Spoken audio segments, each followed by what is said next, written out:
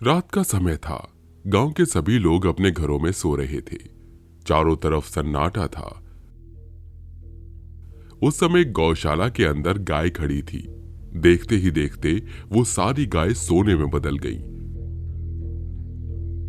लेकिन दो गाय का मुंह भूतिया चुड़ैल और भूत का बन गया, जिसके बाद वे दोनों आपस में बातें करने लगते हैं।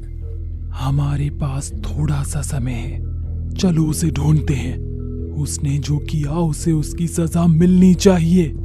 हाँ, यही सही वक्त है हमारे जाने का। चलो अब हम चलते हैं।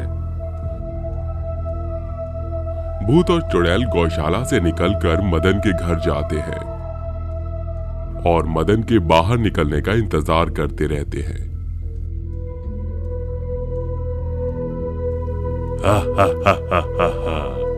आज मैं इसे नहीं छोड़ूंगा, इसको मैं मार कर ही रहूंगा।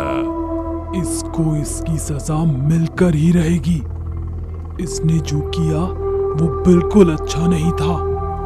तभी मदन अपनी गायों को चारा देने के लिए बाहर निकलता है, जिसके बाद दोनों भूतिया गाय चुड़ैल और भूत मदन का इंतजार कर रहे होते हैं। जैसे ही वो अपने सामने दो भूतिया गाय देखता है तो वो बहुत डर जाता है और डर के मारे उसकी बुरी हालत हो जाती है। चुड़ैल, अरे बाप रे बाप, ये भूतिया गाय चुड़ैल और भूत कहां से आ गए? मदन बहुत डर जाता है, जिसके बाद वो वहां से भागने की कोशिश करता है। लेकिन भूतिया गाय उसे पकड़ लेती है और उसे मार कर खा जाती है। ये कुछ समय पहले की बात है। मंगलपुर गांव में एक कन्हैया नाम का आदमी अपनी बेटी गुंजन के साथ रहता था। कन्हैया की गौशाला में कई सारी गाय थी, जिनका दूध निकालकर वो गांव में बेच दिया करता था। इसी सहारे वो अपनी बेटी की पढ़ाई लिखाई में पैसा लगा रहा था। वहीं दूसरी तरफ उस गांव में कन्हैया का एक दोस्त मदन भी दूध बेचने का काम किया करता था। लेकिन वो दूध में पानी मिलाकर बेचा करता था, जिसकी वजह से गांव का कोई भी आदमी उससे दूध लेना पसंद नहीं करता था। सभी लोग कन्हैया से ही दूध लिया करते थे। एक दिन मदन गांव में दूध बेच रहा था, तभी एक औरत उससे कहती है, आज फिर तुमने इसमें पानी मिला दिया। देखो, बिल्कुल पानी ऊपर ही नजर आ रहा है। मुझे तुम्हारा दूध नहीं चाहिए, ये लो वापस ले जाओ।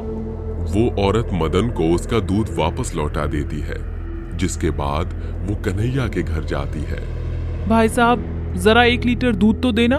कन्हैया उसे 1 लीटर दूध दे देता है, जिसके बाद वो खुशी खुशी दूध अपने घर ले आती है। इस बात से मदन बहुत गुस्सा हो जाता है और अपने मन ही मन सोचता है, अगर ऐसा ही चलता रहा तो मैं तो कभी कुछ नहीं कर पाऊंगा।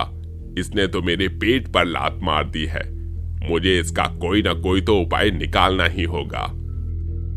ये सोचकर मदन उस दिन रात होने का इंतजार करता है और जैसे ही रात होती है वो मौका देखकर कन्हैया के घर जाता है और उनके खाने में जहर मिला देता है। जिसके बाद कन्हैया अपनी पत्नी गायत्री के साथ खाना खाने बैठता है। उस दिन गुंजन की तबीयत ठीक नहीं होती, इसलिए वो खाना नहीं खाती और अपने कमरे में सो जाती है। वहीं दूसरी तरफ कन्हैया और गायत्री खाना खाकर अपने कमरे में ही मर जाते हैं, जिसके बाद वो भूत और चुड़ैल बन जाते हैं। उन दोनों के मरने से गुंजन अनाथ हो जाती है और उसे 2 वक्त की रोटी भी नसीब नहीं हो पाती। माँ, पिताजी, आप दोनों कहाँ चले गए? मुझे आपकी बहुत याद आ रही है। वो दोनों दूर से छुपकर अपनी बेटी को देखा करते थे, लेकिन वो दोनों उसके लिए कुछ नहीं कर पाते थे। एक दिन उन दोनों की आत्मा जंगल में भटक रही थी कि तभी उन्हें जंगल में एक घायल सोने की गाय मिलती है। जिसके बाद वो दोनों उसके पास जाते हैं और उसकी सहायता करने की कोशिश करते हैं, लेकिन बेचारी सोने की गाय मरने वाली होती है।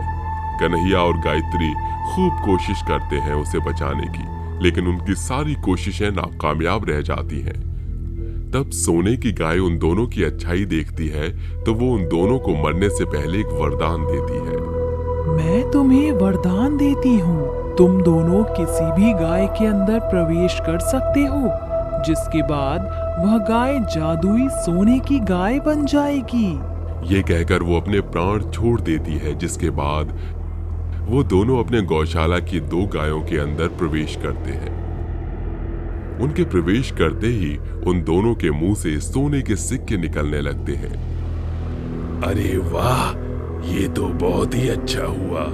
अब हमारी बिटिया को कभी किसी चीज की कमी नहीं होगी। अब हमारी बिटिया अपना जीवन सुखी पूर्वक बिता सकती है। अब बस जिसने ये सब किया है, हमें उससे बदला लेना है। देखते ही देखते वहां सभी गाय सोने की हो जाती हैं।